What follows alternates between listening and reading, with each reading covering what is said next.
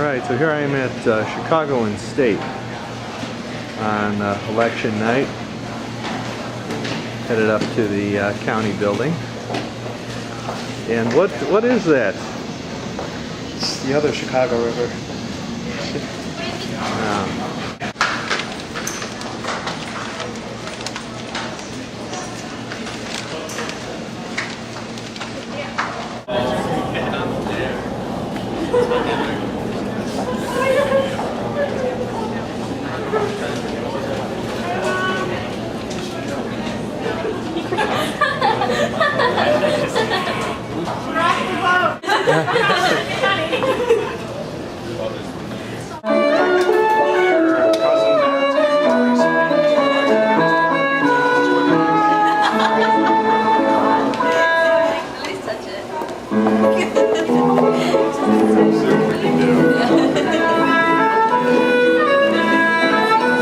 The Merry Widow, right? Yep. Do you know any other tunes by Franz Lehar? No? You know that. Okay, you need to go back to the line and go. Because right now, you can go at that place. But you still can go. Go ahead and receive a seriously, John.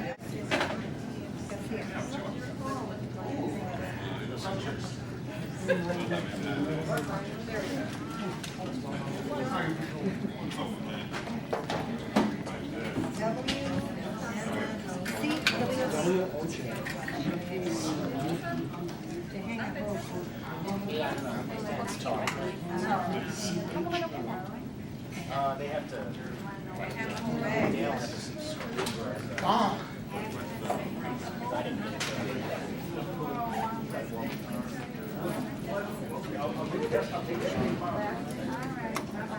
Talk about those numbers and then how, if at all, they impacted today. Well, we had about 225,000 people in suburban Cook County vote early. That is very dramatic. It's more than 4 times bigger than any time before. It showed the intensity of the interest. Now, whether or not that same intensity is there today, I couldn't tell you. There's a lot of people out early, but it slowed down a lot during the day. So the key will be whether or not it's a record turnout or not will depend on the last 3 hours, 4 to 7. Any challenges, any glitches today? So far, from what I can see, is it's generally very, very smooth. We certainly had things like this. We know of 3 precincts that opened late for one reason or another. 3 out of 300, so that's very good. And we'll ask a judge to keep those open because we want to make sure those people, if they had to leave, like let's say they leave at 6:15, they could come back and vote after 7 o'clock. Where were those? There was one in Evanston, one in Cicero, and one in Orland Park. And I'm not sure if the judges said yes yet. The judges already give us an approval, so that's just a good thing to do. We had, we have some judges that don't show up. In fact, I think in the Evanston, if I heard the story right, there was a line waiting at the polling place this morning, and 2 of the judges were intimidated and left. So that's why it was harder for the other judges. Intimidated by the line? By the line. Thinking, oh boy, here goes. But again, that's great. That's great. We have people like that showing up. And so basically it's been pretty smooth, very few serious equipment issues, mostly just people voting and doing well. How do you expect the count to go? What are the advantages and what are the challenges to the new voting system? Well, the advantages are we have the most accurate elections. I mean, with the equipment we have today, they're much more accurate than the past. And the best example of that is kind of the old politicos in Chicago history. They keep saying, I like it the old way because I can decide at 6 o'clock what number of votes I need and I can decide how to do that.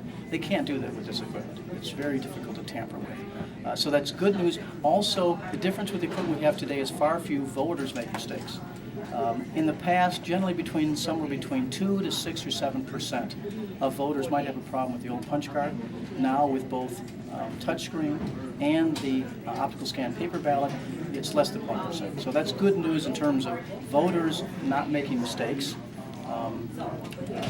What's the rest of the question? Well, just how the numbers, when do you anticipate, if everything goes smoothly, that we'll know